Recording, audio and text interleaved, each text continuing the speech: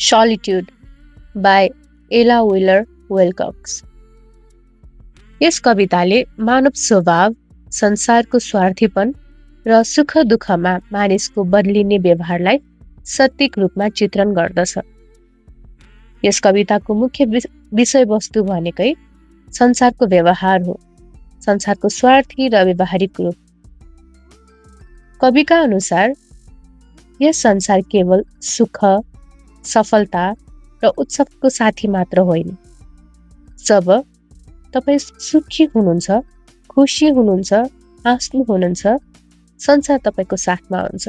तर जब तपाईँ सङ्कट वा दुःखमा पर्नुहुन्छ, तपाईँले त्यो पीडा एक्लै भोग्नुपर्छ।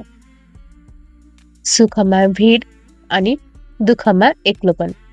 कविले विभिन्न उदाहरणहरू मार्फत के स्पष्ट पारेकी छन् भने मानिसहरू अरूको सफलता र आनन्दको हिस्सा बन्न सधैँ तयार रहन्छन्, तर कसैको असफलता, रोदन वा गरिबीमा साथ दिने कोही अगाडि सर्दैन। मानिसहरू खुसी पैँचो लिन चाहन्छन् किनकि उनीहरूसँग आफ्नै दुःखका बारीहरू पहिले नै हुन्छन्। जीवनको सत्य नै यही हो। कविताको अन्त्यमा जीवनको एउटा कडा सत्यलाई प्रस्तुत गरिएको छ।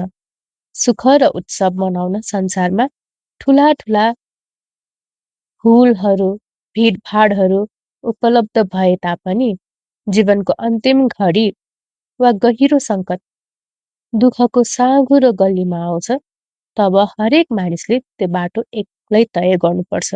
जीवनको अन्तिम यात्रा र साँचो सङ्घर्ष नै व्यक्तिगत र एक्लो हुन्छ। Solitude by एला विलर वेलकक्स।